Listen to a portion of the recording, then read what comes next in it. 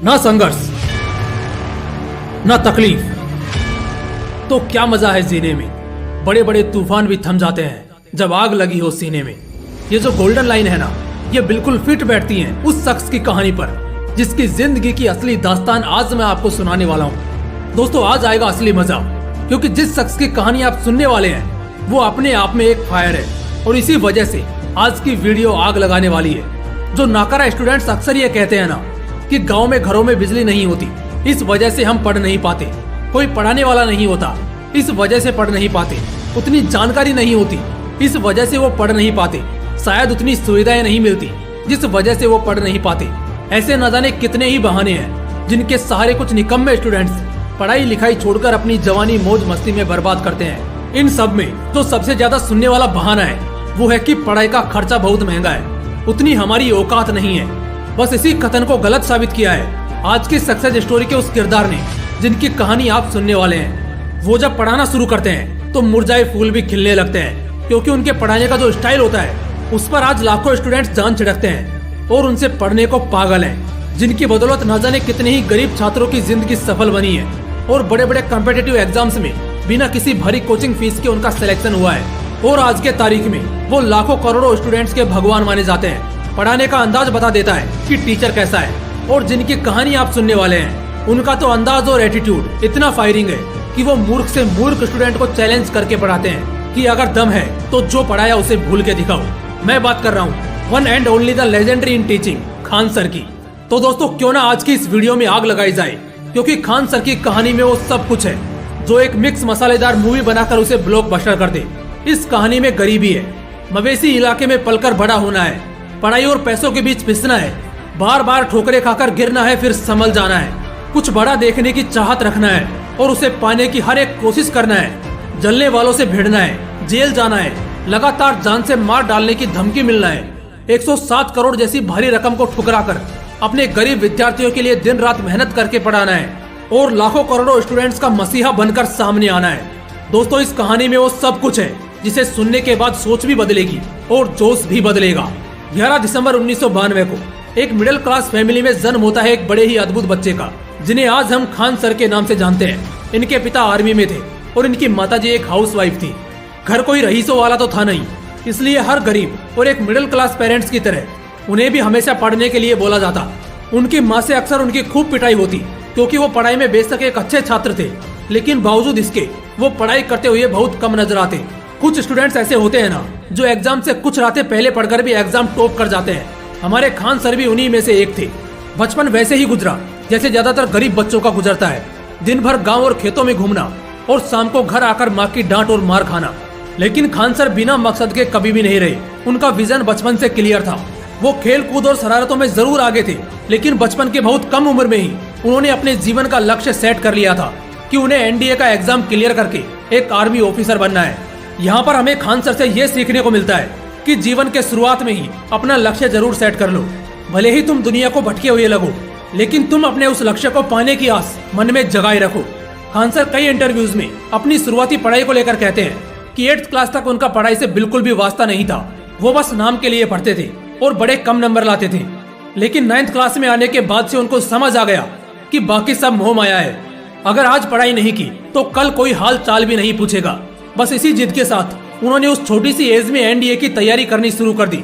जहां दूसरे लोग 10th पास आउट के बाद से एनडीए का सपना देखते हैं, मगर खान सर 9वीं क्लास से ही तैयारी में लग चुके थे। उन्होंने क्वालिफिकेशन भी कंप्लीट कर लिया था, मगर मेडिकल में वो बाहर हो गए। उनके दाएं हाथ का जॉइंट अनफिट था और अफसोस की बात यह थी कि वो कभी भी ठीक नहीं हो सकता था। यहाँ पर खान सर को बड़ा झटका लगता है, क्योंकि एक ऐसा ख्वाब जिसे आपने बहुत छोटी उम्र में देखा हो, उसके लिए खूब खून पसीने बहाए हो, मगर किस्मत में ग्रहण लगने की वजह से वो कभी पूरा ना हो पाए, तो जिंदगी से ही इंटरेस्ट हट जाता है। इसके बाद दोबारा किसी बड़े ख्वाब को पाने का सोचना तो दूर, इंसान ठीक से मैदान में उतर भी नहीं पाता। कुछ ऐसा ही हाल खान सर के साथ भी था। इससे उनका सपना जरूर टूटा, मगर हौसला नहीं। खैर, इसके बाद उन्होंने इलाहाबाद यूनिवर्सिटी से अपनी ग्रेजुएशन पूरी की और इसी बीच उनकी फाइनेंशियल कंडीशन बहुत ज्यादा बिगड़ गई।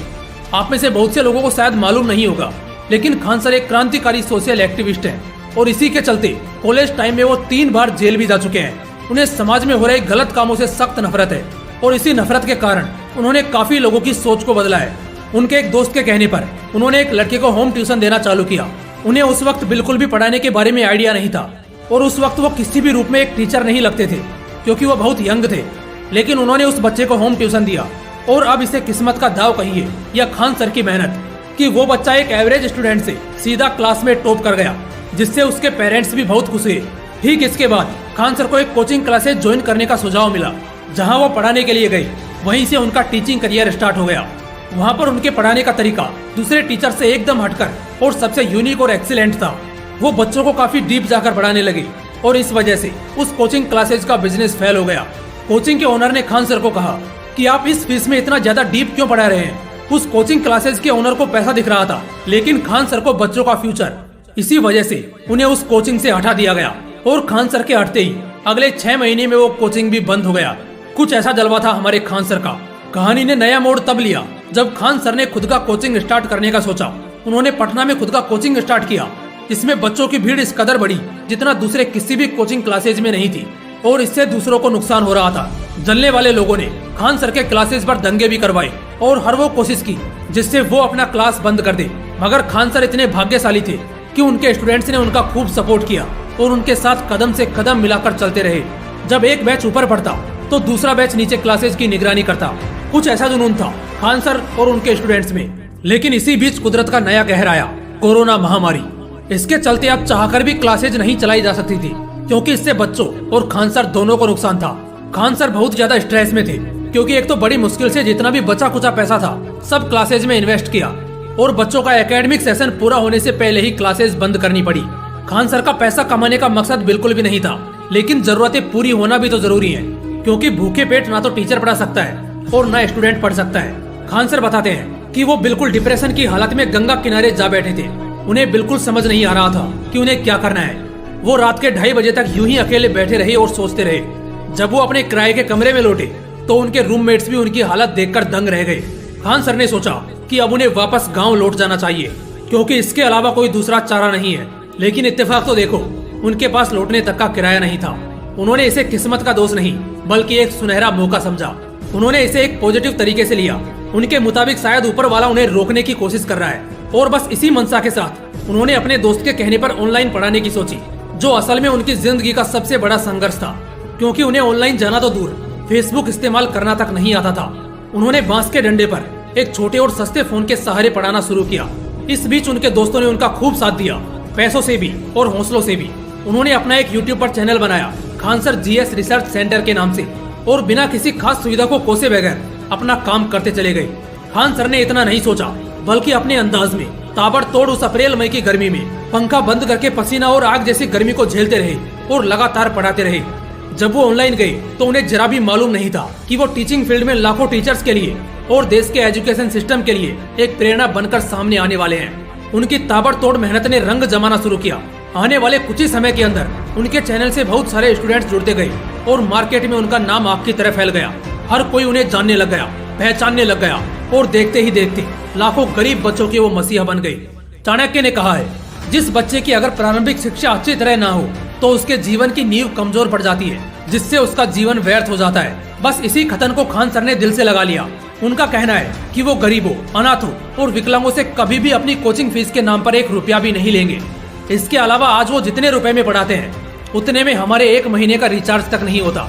बावजूद इसके करीब 1 करोड़ से ज्यादा स्टूडेंट्स आज उनसे जुड़े हैं। आप जरा सोचकर देखिए, 1 करोड़ स्टूडेंट्स को हर सुविधा देने में कितना खर्च और कितना सिरदर्द लेना होता होगा। मगर बावजूद इसके खान सर भारत के उज्जवल भविष्य के लिए हर मुमकिन कोशिश कर रहे हैं जिससे बच्चों को एक मजबूत शिक्षा मिले। दोस्तों, खान सर का मिशन है कि कैसे वो कम से कम फीस में ज्यादा से ज्यादा बच्चों को पढ़ाकर देश संभालने के काबिल बना सके, और ये मुमकिन भी हो रहा है। आज उनके कोचिंग में पढ़ने वाले वो गरीब बच्चे उन्हीं से पढ़कर हर कम्पिटिटिव एग्जाम को क्रैक कर पा रहे हैं। दोस्तों, उन्हें 107 करोड़ रुपए का ऑफर भी आया था। इतने पैसों में किसी की भी नीयत डगमगा सकती है, लेकिन हमारे खान सर बिकने वालों में से नहीं, फौज तैयार करने वालों में से हैं। दोस्तों, खान सर के लिए एक लाइक तो बनता है। बाकी फिर मिलते हैं अगले वीडियो में एक पावरफुल मोटिवेशन के साथ। तब तक के लिए जय हिंद, वंदे मातरम।